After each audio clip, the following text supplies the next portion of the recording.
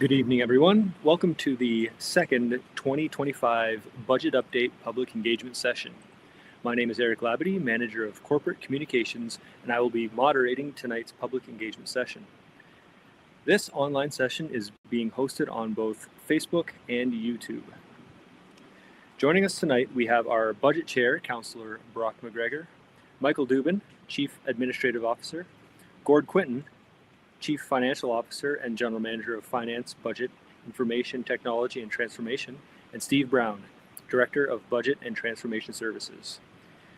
To help us answer questions submitted throughout our live engagement session, we also have members of our executive management team here as well. If you have any questions, please submit them in the comment section of this live stream, and we will do our best to read them out and provide answers. Please keep your questions concise and civil.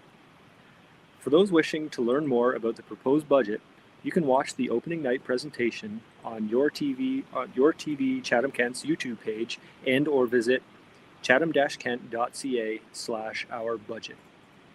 We will now begin with a presentation from our Budget Chair, Councillor Brock McGregor. Good evening, everyone, and thank you for attending this online budget session. I want to quickly thank all the staff members that are available tonight to answer questions as well, and really thank everyone that attended the online session yesterday. There were some great questions and I think some really important conversation. So just to start out, we want to give a overview of where we're starting at from a budget perspective. So just as a reminder, this is an annual update. Last year was the first year that we started towards a 4-year budget process. So this year's budget information is largely an update from that process. So as we can see, the proposed 2025 budget increase is 5.96%. And to get to that 5.96%, we can divide it into 3 different categories.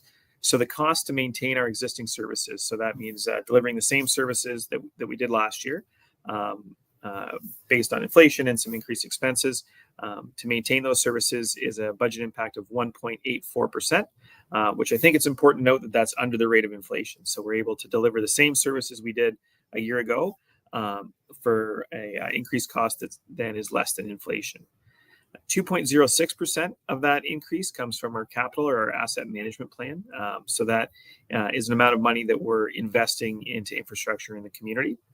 And then we'll also note a 2.06% represents investment in social issues. And this is a really important category. So this is an area that municipalities in Ontario are being forced to invest more and more in. We know that we're in a bit of an unprecedented time with respect to social issues in the community surrounding homelessness and the housing crisis. And more responsibility is falling on municipalities to deal with those issues. So we've categorized those increased expenses under that 2.06%. And if the province came to the table and funded those initiatives and those issues the way that we think we should, that would take care of that 2.06%. Traditionally, that's been a provincial responsibility. And unfortunately, through downloads and through increased responsibilities in municipalities, we're seeing that increased cost pressure. So this is really an overview of the process that brought us to 5.96%. So if we look at the slide in the upper left, based on the 4-year budget process, last year we had actually approved an 8.17% increase for this year, and that's where staff started. And through the year, through decisions made around council and through some unknown or unexpected expenses like increase in insurance rates, there was actually 1.31% increased costs through that process. So that 8.17%. 1.31% was added to that based on those decisions and cost increases. And that's where we really started to hear about that 9.3 or 9.2% number that was floating around the community regarding expected increase for this year. Staff went away to make sure that a lot of this spending that had been approved and had been going on was consistent with council priorities, and then looked at some opportunities for efficiencies and increased revenue.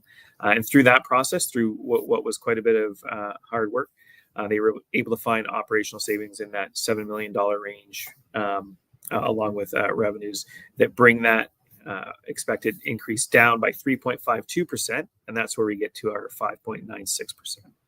So we'll go through that in a little more detail. So here's a few of the service level changes, a few of the costs that led to that increase that was noted in red. So you can see here a couple of the really large costs. The emergency or transitional cabin program. It's about a 1.3 million cost that comes online this year, and there'll be more cost added to that next year. And as we sort of mentioned in the first slide, we view that as investment into social issues in our community, and something that we hope we can access some funding through the provincial government. Also saw some increases in insurance premiums, some changes to the animal control contract, and some land ambulance inflation and contract increases as well.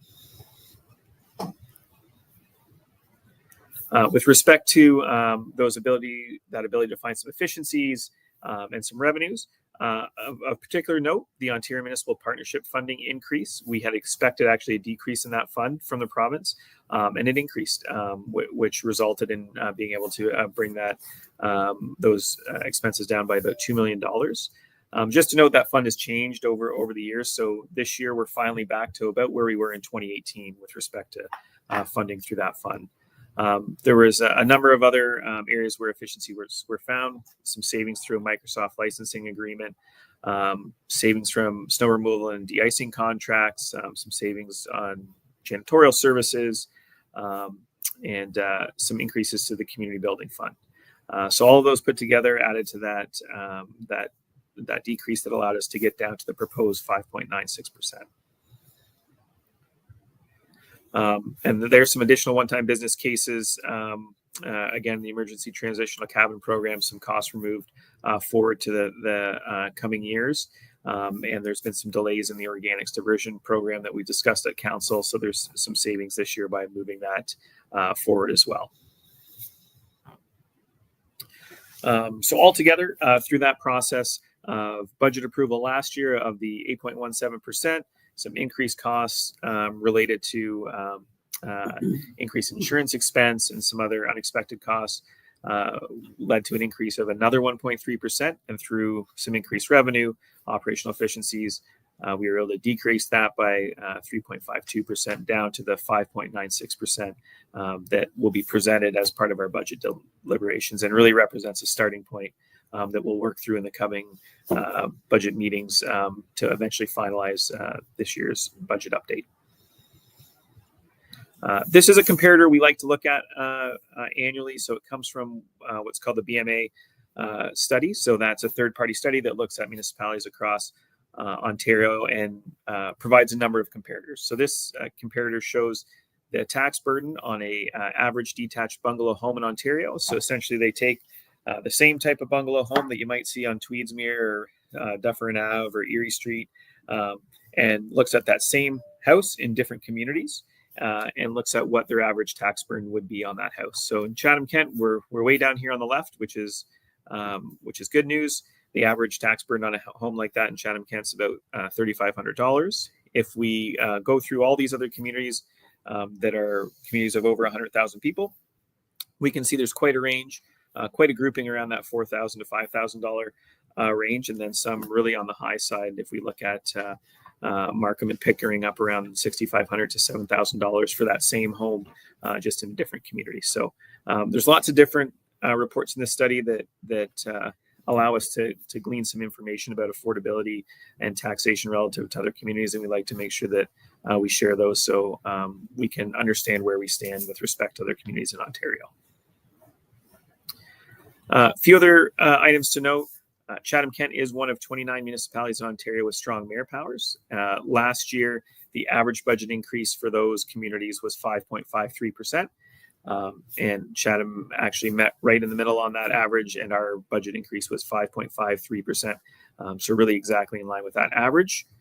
With the proposed 5.96%, we do expect that to be in line with the other 29 communities. All communities in Ontario are facing many of the same challenges with respect to infrastructure and societal issues, and we do expect that we will see most communities come in around that same value.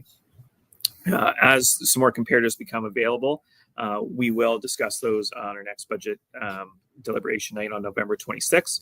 So as some other communities start to announce their preliminary numbers, we'll make sure those are included in our deliberations as well.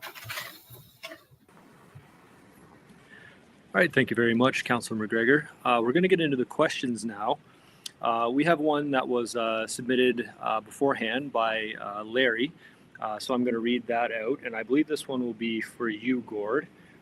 Larry asks, does CK belong to a central purchasing group to save costs? If not, why not? And how much money or how much in savings are we not receiving for that choice? Uh, Good evening, everyone. I'm Gord Quinton, Chief Financial Officer and Treasurer. Thanks, Larry, for the question. We belong to many purchasing groups that do save us a lot of money when you add it all up. We're part of this Chatham-Kent Lambton Administrators Group for our banking agreement. That's with the hospitals and school boards together with all the municipalities in Lambton and Chatham-Kent. And with that itself, we have one of the best banking agreements in Ontario. I sit on the Municipal Finance Officers Board of Ontario, and um, we have one of the best deals around. We're not paying any banking fees, and we're getting a real good interest rate. But we lots of other groups that we belong to. So I'll just list a few: Ontario Education Cooperatives Marketplace, Kinetic GPO, Canoe Procurement Group of Canada, Local Authority Services. That's a group through AMO, the Association of Municipalities of Ontario. We have bulk fuel contracts, natural gas contracts for housing. Many of our IT contracts are negotiated across Ontario. And we also do other things to make sure we're getting value for money. One of the things that we've done for at least 20 years now is value added tax review, having a consultant review our HST claims. HST is pretty complicated for municipalities, and particularly when you get goods from out of province or the US, and what we have to do with that, and what parts of our services are rebates and what are full input tax credits, which means we're getting all the HST back. So it's we have a outside firm come in and review that. It's just another method of making sure we're getting the most value for taxpayers. Thanks for the question. Excellent. Thank you, Gord. I've got another one for you from Scott. So I'll read this out now. Scott asks, for years I've asked why CK budget increases were larger than others. Many had zero increases while we were 3%. The answer was paying down debts to lower future increases. When will that happen? Thanks, Scott, for the question. We have paid down our debts. I could almost say we're debt free. We got about $5 to $6 million left. Most of that's with our John D. Bradley Center that we still have about $4.5 million owing on the debenture that we took out on that in 2013. So we're basically debt free. PUC does have a little bit of debt, but it has come down quite a bit as well. So we are in a excellent place. I should mention we have one large debt that's actually just ending in 2025. We had a 20-year debenture on Riverview Gardens when it was converted from the St. Joe's Hospital back in 2004. So that one's dropping off in as part of the 2025 budget. But interesting enough, I am a promoter of debt when we use it for the right purpose, and particularly we should be doing pay as you go to replace roads and bridges as they need replaced and things like that. But if we were adding anything new, such as affordable housing units, for example, that's a really good tool to spread those costs over a 20 or 30 year period instead of having the taxpayers of today pay for those new assets. So with affordable housing, not to fix up the ones we have, or that should be pay as you go. But if we were to add another group of units like we are at Westcourt in Wallaceburg, we're working on a project there, and many others. That is actually one of the keys of keeping our tax rates low and spreading those costs over a period of time, particularly when municipalities can borrow at excellent interest rates. We're talking about borrowing in the 3%, 3 to 3.25% ranges, not 5, 6, 7% like it might be for a homeowner's own mortgage. So debt's a key tool, and we likely will need to in part of our investments in Chatham-Kent over the next decade, that will be a key tool. All right, thank you very much, Gord. We have a question about the community hub, so I'm going to bring Edward up as well as Gord. It's a fairly straightforward question. How much will the community hub raise my taxes, if any? And that's a question from Roland. Yeah, so I think I'll take that as 0 is the answer. We have no direction on the community hub or on repairing. We got direction from council not to fix up the current civic center. We're just in an investigation stage right now. There has been no decisions, but the financial plan presented to council on ZK Hub has that it's entirely paid for through the existing taxes. I could go into detail about how it's funded, but maybe we'll see if there's other questions on that. Edward, is there anything else? Okay. Excellent. Thank you very much, Gord. We have a question from Suzanne. I think this one will be directed to Kathy Hoffman, so I'll bring her up on the stage here. Kathy, Suzanne asks, at what point in the budget process will staff reductions be evaluated? Not frontline, but perhaps supervisor/management/director levels. Thanks, Eric. Thanks, Suzanne, for the question. Kathy Hoffman, General Manager of Corporate Services and the Chief Human Resources Officer. We often get asked this question during our budget season about how are we analyzing our staff levels. I can share with you that what we do throughout the year, all departments, all general managers and their teams, analyze how we currently deliver service and what services that we're delivering. We call those a service review. Sometimes they're done more formally, where we would actually dedicate time to have in-depth service reviews. But how we work it, we don't wait until budget time just to have these conversations. It's always a work in progress about how we can better position ourselves to do work more efficiently. When council changes levels of service, we analyze how that impacts our staffing levels. And the staffing levels typically could be impacted anywhere along the continuum, from whether it's frontline, supervisors, managers, etc. So they all go hand in hand. The service level determines the staffing level needs. The staffing level needs determine the supervisory and manager level needs. So we have examined this throughout the last couple of months, and the recommendations that you see in the draft budget are a result of that. Thank you very much, Kathy. We have a question from Barbara. Everybody in the chat can read the longer preamble that she has put there, but she extends the question down in a comment below. I believe I'm going to bring Brock up for this one. She asks, so she's speaking about cutting from smaller communities around Chatham-Kent, and then in her question she asks, so if CK is coming into a debt-free zone in 2025, why are small communities' fire safety, literacy, and resources being impacted?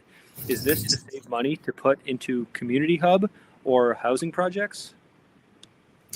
Yeah, thanks for the question, Barbara. And we had a couple of very similar questions yesterday in the online session, and I think it's really important that we clarify. So in the current budget proposals, there is no reduction in services to small communities. There's no closure of fire halls, no impact to libraries, no impact to service centers in small communities. So that has not been proposed under this annual budget update. And the CK Hub project does not necessitate any changes in service levels to those communities with respect to libraries, fire halls, and service centers. So I think some of the misconception around those items comes from a council motion from Councillor Doyle that was looking at finding about $16 to $17 million in savings and name specific departments that needed to come from. And that report that came back doesn't have recommendations, but it has items that would relate to that amount of money. Those are not included as recommendations to the budget. So a councillor or budget committee member would have to bring one of those items to the budget process and ask for it to be changed. I can't speak for all the council, but through our introductory budget session, a number of councillors noted that they do not have interest in those types of reductions. So I would not expect that those will even be types of things that we'll end up discussing through this budget process. So I just want to make it really clear, there is no recommendation in this budget to reduce those services. We know how important those are to communities. And unless another council member brought that forward, they won't be included as part of deliberations in this budget. Thank you very much. We have a question from Scott. I'm going to bring Gord back up here.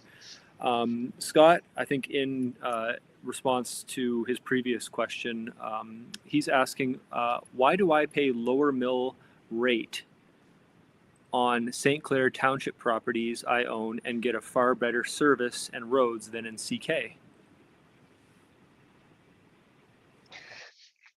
Yeah, thanks, Scott, for the question. Every municipality is different. There's 444 municipalities in Ontario, and every council sets the levels of services in those areas. And each takes into account the assessment base that they have for collecting that. So St. Clair Township, if that's a comparison, you have some very high-paying industrial factories along the river there that fund a lot of operations in St. Clair Township. The industrial compare as a percentage and compared to the residential class, those massive factories are subsidizing the services throughout that municipality. In Chatham-Kent, about 2% of our taxes come from the industrial tax base. That's very small. And that actually includes the 650 wind turbines that we have as well. They're classed as industrial, so that's part of that 2%. So it does put more onto the residential and other classes, whether farm, commercial, anything else, if you're not getting those revenues from an industrial. So to summarize, there's two things that we're looking at. One is the budget, and yes, council could increase the level of service for roads, for example, if that was the example of a better roads up north there. Council could increase the level of funding to go to roads to improve them if they wanted. But the second part of the parcel is once council decides on levels of services, dividing up who pays is the tax policies decisions, and our industrial tax base is very small in Chatham-Kent.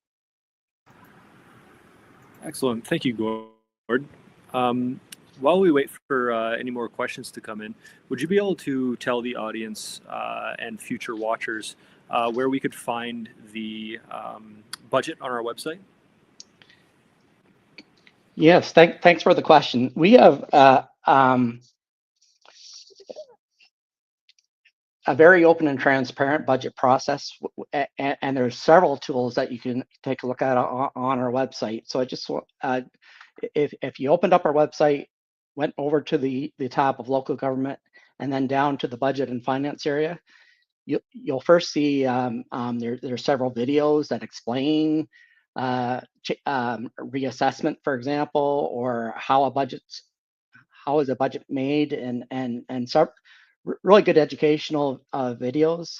We have a section on our budget, so not just the 25 both draft operating and capital budgets.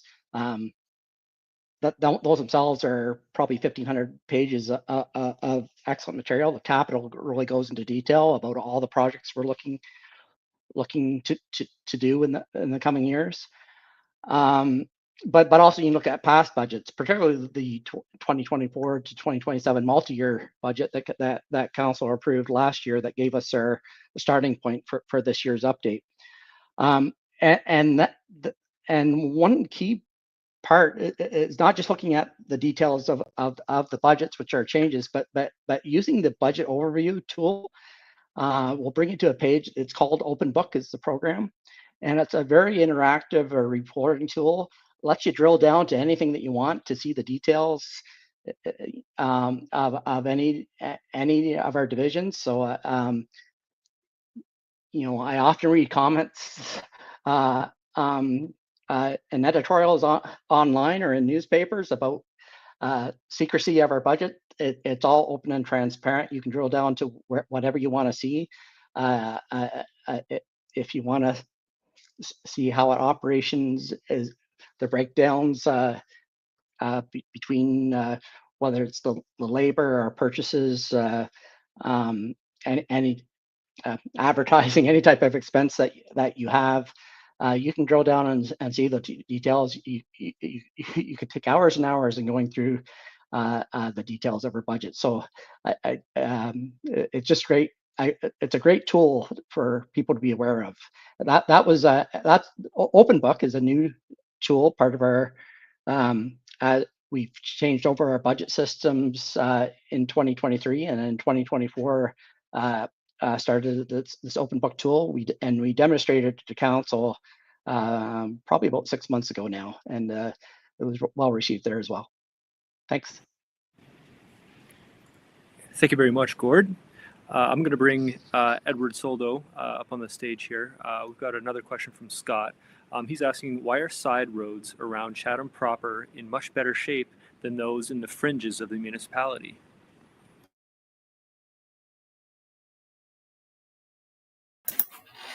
Thank you for the question, Edward Soldo, General Manager of Infrastructure and Engineering Services. In terms of the side road, I guess that might be a matter of opinion.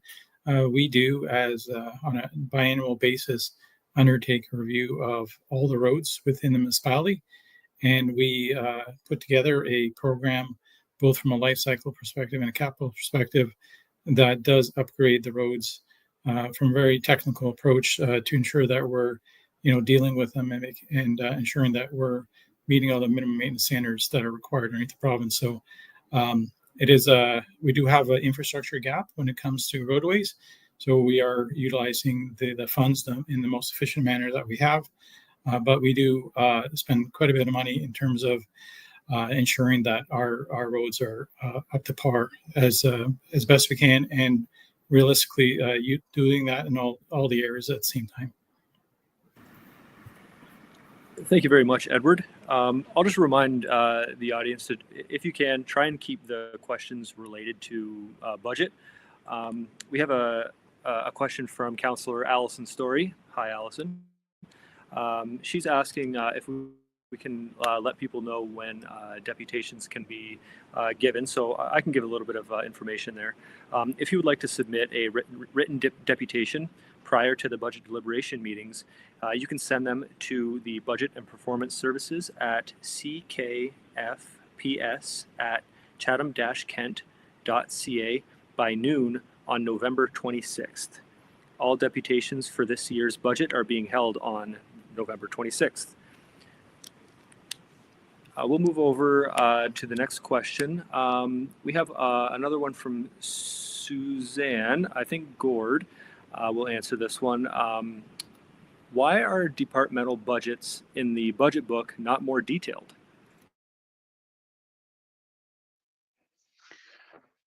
Not more detailed. Well, thanks for the question.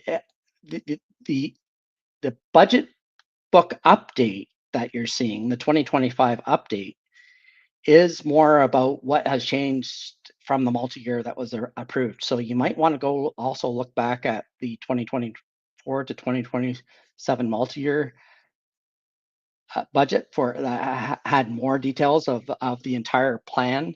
How we develop a budget. First, council gets elected. They work about a year on their strategic plans and goals, and come up with a document called their strategic directions, and that's the directions to staff on how to build a budget for the next 4 years of the multi-year budget. And so that's when we developed that for 2024 to 27, and it has a lot more details than the update. This is just an update, and basically the budget book's much smaller this year, and it just goes through what's changed.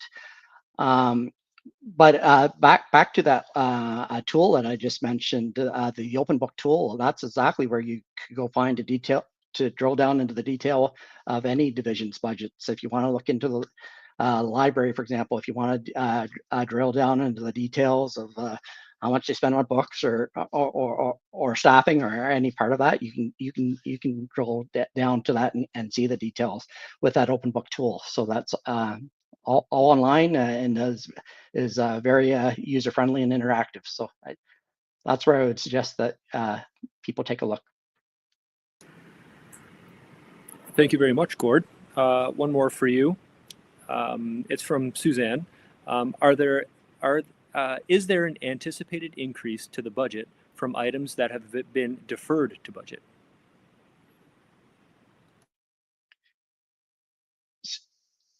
So throughout the year, council's approved several initiatives, and that's exactly what this budget update does: is take those various items and add them in. So a couple examples is our land ambulance contract. It hasn't made it to council yet, but it will be on at the December 9th council meeting. But that had about a $950,000 increase in 2025 as part of that contract. So that's exactly what this update is. It's taking all the actions of council through the year and projecting what any changes would be for 2025. We did have inflation estimates throughout the years on most things. So we are able to handle a normal inflation increases to contracts, but once in a while there's things that have gone above that.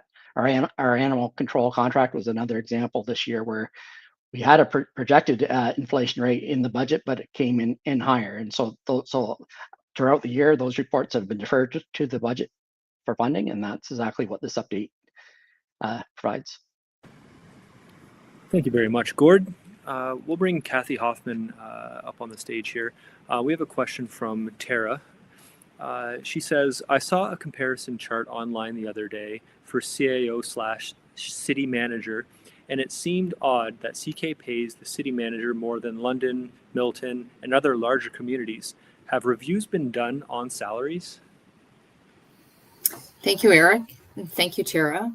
We know that every year the salaries of any of our municipal employees are of high interest to people who are paying taxes and part of the payment of the salaries that we all earn. I can share with you that every year salary reviews are a part of the work that we do from a compensation perspective. We need to make sure that salaries are competitive. We need to make sure that they are in line, and the decisions that we make and recommendations that we make to council around any type of salary increase have to consider some really good data. In the case of the CAO position and the table and chart that you referenced, I too saw that chart posted in social media, and can share with you that context is important. So with the municipality of Chatham-Kent, it is a single tier municipality.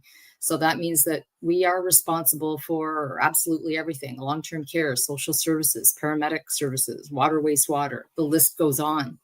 And so it's important when you look at these lists to make sure that you are comparing single-tier municipalities with single-tier municipalities. A number of municipalities that were listed on that chart are lower-tier municipalities, 6 of them, in fact. And so they don't provide all of the same level services. So a CAO in those municipalities is not responsible for the depth and the breadth that the CAO for the municipality of Chatham-Kent is responsible for. And so if you compare that salary with a number of other regional single-tier municipalities who were not included on that list, you would find that Chatham-Kent's CAO position is very much in line with those salary rates. And I can also share with you that when our CAO was hired, that there was information provided to council and advice provided to council by compensation experts to talk about what is fair and equitable in the situation of the Chatham-Kent experience. And council had an opportunity to think about and consider that wage as they made their way through an offer to Mr. Dubin. Thank you very much, Kathy. I'm going to keep you here and bring Gord up as well. We have a follow-up to that question from Larry. He says, to follow up on Tara's question, in the 6-year capture period, CK will be adding 173 FTEs. Why are those needed? Eric, is it possible for you to put a slide up from the open mic presentation, slide Gord, 25? I would love to. Here you are. Kathy, would you like to take this, or I could as well? Sure. I mean, I can start in, Gord, and happy for you to share as well. So the chart that you see here covers a fairly significant span in terms of the number of years and how the staffing rates over that 10-year period have fluctuated. If you look in that far right column, you'll see the 10-year total. And if you come down to the bottom line of the municipal tax funded FTE line, on that far column, you'll see that there are 10.72 positions that have been hired over the years that were tax impacted. The balance of them, that line above that, the 65.41, are positions, yes, new to the organization, but not so much, not with that same tax impact. We are the benefactors provincially from funding in various ways. We also have area rated positions at times that are not included in the overall tax burden. And so if you look at that very final line on the 10-year total, the tax impact is less than 1% for new positions that have been hired over the years. It's important also to mention that over this last decade, the province has also downloaded a series of services to various departments, whether that's from our long-term care facility, Riverview Gardens, and other places. And so those come with associated funding, meaning that it doesn't impact our local taxpayers when these additional services are added to our various departments. Gord, would you like to add anything to that? No, you did a wonderful job. Thank you. Thank you very much. We have a couple of longer statements there. One is about roads, so I'm not going to address that at the moment, as this is a conversation around budget. Stan, I recommend, if you're still listening, if you have concerns about your roads, get in touch with our 311 service. That's a great resource that you can use to report issues that you're finding around the community, and any issues that you find will be added to the queue to get sorted out. Brandon has a statement that he's put there around the prioritization of preventing closure of services such as fire stations. Brock, Councillor McGregor, do you think that perhaps you could just give another high-level overview of the proposed, well, the kind of the rumors going around about where we're standing in terms of recommendations on closures.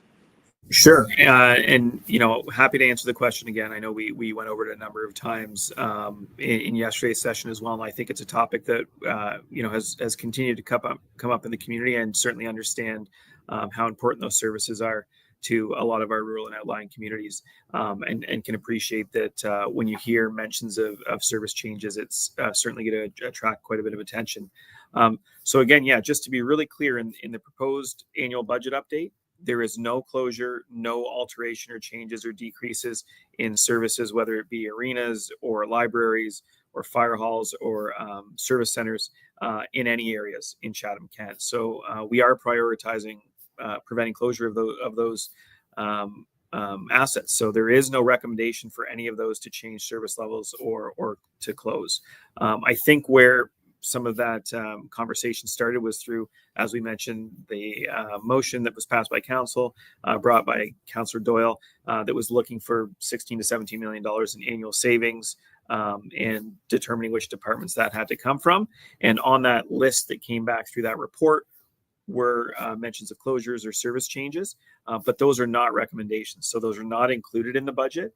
And in order for any of them to happen, a councillor would have to bring those forward. And, I can't speak again for all of my colleagues, but in our budget introductory session, many of us made it clear that those are not items that we're interested in bringing forward.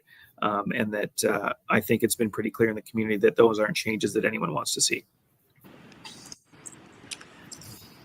Thank you very much, Councillor. I have a question for Bruce McAllister. We have a question. How are our building permits doing in 2024, leading into the 2025 budget, and how will this lead to assessment growth? Yes, thank you, Eric. Bruce McAllister, General Manager of Development Services. Certainly in 24, building permits are down somewhat compared to the last few years, but those were record years for Chatham-Kent. And maybe I'll just talk a little bit about, I'm sure many folks have heard about the province's goal of building 1.5 million homes by 2031, and have assigned specific housing targets to the 50 largest municipalities in Ontario, which includes the municipality of Chatham-Kent. So last year we exceeded our target. We were actually number one in terms of percentage in exceedance of our target. We were assigned a target. It was a pretty modest target, frankly, from what we thought. It was around 85 dwelling units was our target from the province. But I must say that was a pretty consistent year over year comparison of how many building permits we did, from the years from 2008 through to about 2017. And then things did start to pick up. So last year we did 522 dwelling unit permits. This year the tracker is showing we're currently at about 150, but we know it'll probably be double that by the time the year ends. And how the province actually tracks that, it's not just building permits issued, it's actually they give credit when foundations are poured and in the ground. So that gives you somewhat of an idea of where we've been at the last few years. And I think most people can kind of see that, when you go around the municipality. Obviously that economic activity adds to assessment growth. You've seen several new apartment builds since 2020 in the community, which adds to those totals in terms of dwelling units. We hadn't seen those in 20 plus years, frankly, of any substance in the community. Thank you, Bruce. I'm going to bring Gord back up here. We have another question from Brandon. He says, one question I have is there ever a plan for reduction in property taxes, perhaps after the already approved hikes until 2027? Are these temporary hikes? Thank you, Brandon, for the question. One thing I pointed out to council in my opening remarks last week, but one thing to be clear is how different levels of government work and how it affects their taxes. So if you look at the federal and provincial levels, they automatically get those inflation increases, whether it's through the commodity sales tax like HST, or as prices go up, they're getting more. As prices of fuel went up at the pump, there was more HST collected, there was more gas tax collected. All those things that happen with inflation automatically bring more revenues into those upper levels. And then as incomes in general rise, if you get a 1% pay raise, well, the government gets, and I know there's adjustments in tax brackets and the things like that, but in general, there's more revenues going into the upper levels. Municipalities have to ask for that each year. So you mentioned whether there'd be a reduction in the future. We hope. We experienced 6.8% inflation in 2022, and it's coming down. We're around at 2.5% now, hopefully headed to 2% for an average over the next couple of years. So I do think there's some good news coming on that part. But one of the key, when our budget chair, Councillor McGregor, went through the three key buckets of where our tax increases are coming from, our inflation bucket was at 1.84%. It's the other two that are issues in Chatham-Kent and in every municipality in Ontario. And so first, it's our infrastructure. It's aging everywhere, not just in Chatham-Kent, everywhere. A lot of infrastructure built in the 60s, 50s and 60s and 70s, that some of which is at end of life, and much of it needs replaced. Yet we get a little bit of funding for infrastructure from upper levels. We Canada Community Building Fund, for example, from the federal government, it's been around $6.5 million for the last 15 years, no inflation increase. From the province, we get the Ontario Community Infrastructure Fund. It's capped $10 million for Chatham-Kent. So again, no inflation increase is coming to us there. And so it puts it all on the property taxpayers to absorb all the inflation part, and a phase in of a plan to attack our infrastructure gap, where we're raising the equivalent of 1.5% taxes each year for that. The other bucket, we're particularly affected, I hope, more just in this multi-year budget, but is the social issues, and that was just over 2% as well. And what key item there is both the police budget. They presented a 4-year plan last year to council. They had been at the same level, number of first-class constables.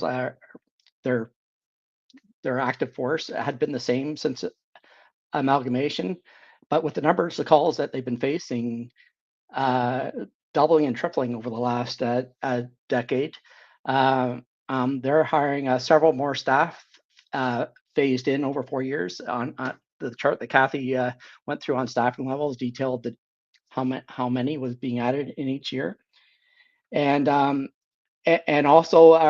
some of our other social issues. We're council's going ahead with a cabin project to. We had been funding the temporary shelter that we had, Victoria Park Place. What the homeless shelter was being funded from reserves temporarily. Those reserves are now empty, and we are we know that that's not going away. So we're going ahead with the cabin projects to be open by next summer, and that's cost is being spread over the 25 and 26 budgets.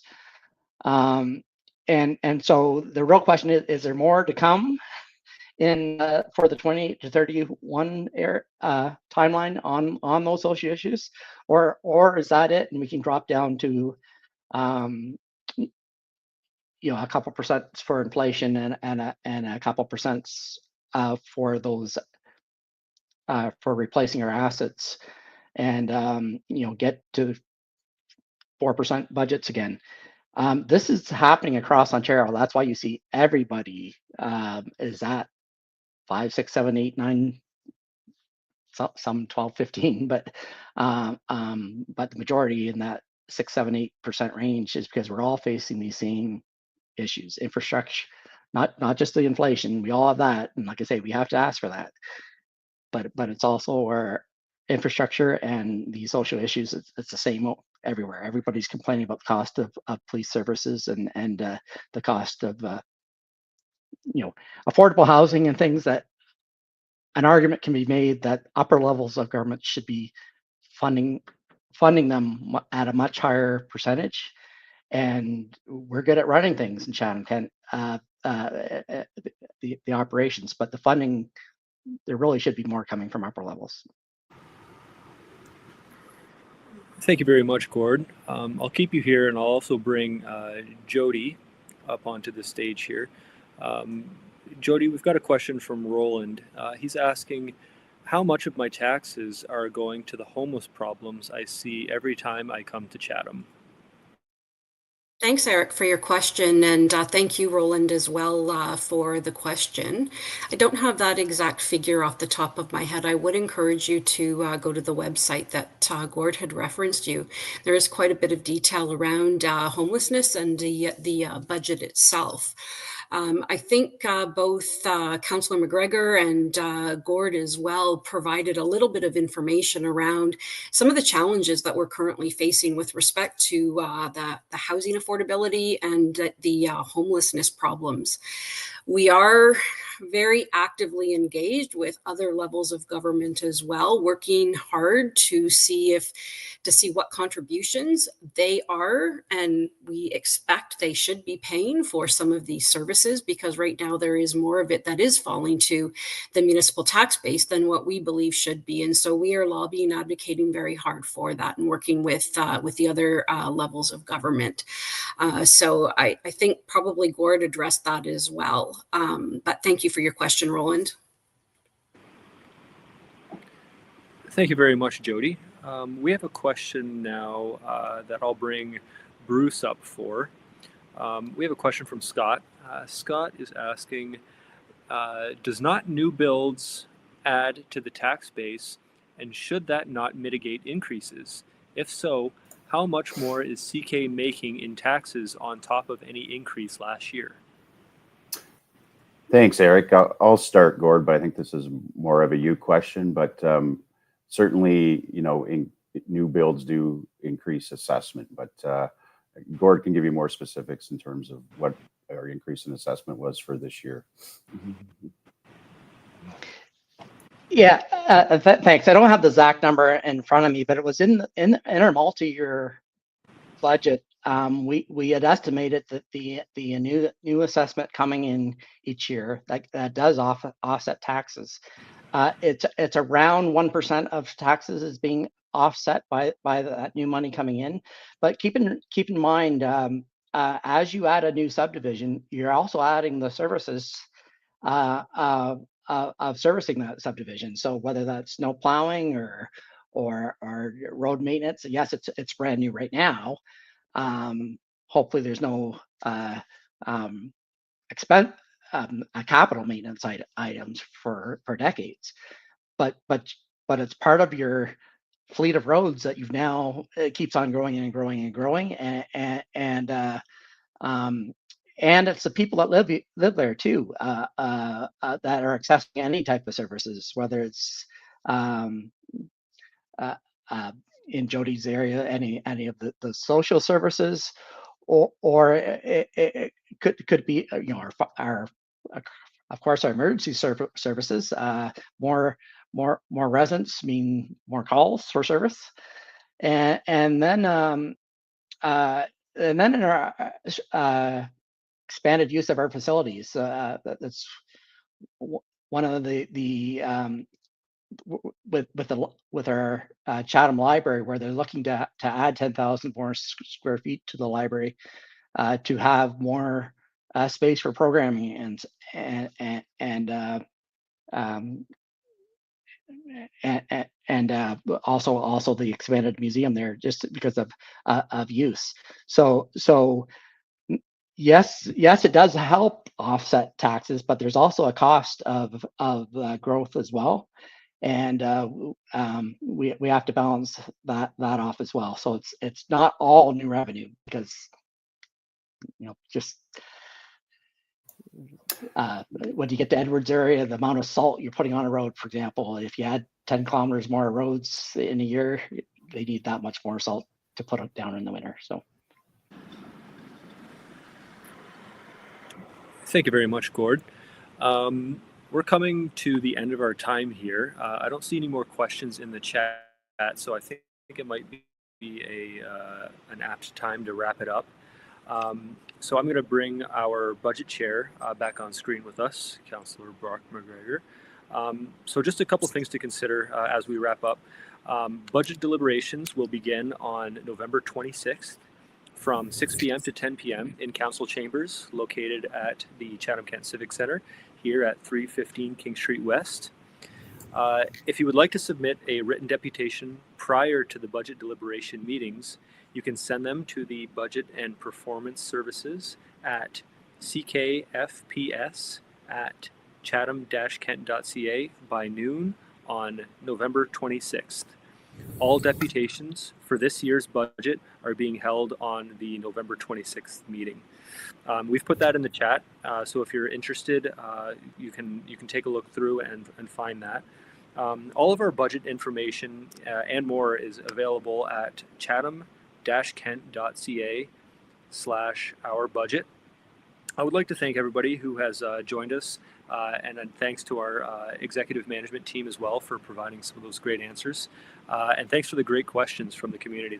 It was fantastic to see, and I hope some good answers were provided. Councillor McGregor, is there anything else that you'd like to add before we wrap up? Yeah, I wanted to add my thanks to everyone who's participated the last couple of days, providing feedback and asking questions. I think that's a really important part of this process. And if you do still have questions or some feedback to provide, you can get in touch with your councillors via email. There's an opportunity to do a deputation next Tuesday. So there really is still some opportunities for public feedback, and we're more than happy to answer more questions and provide more detail where we can.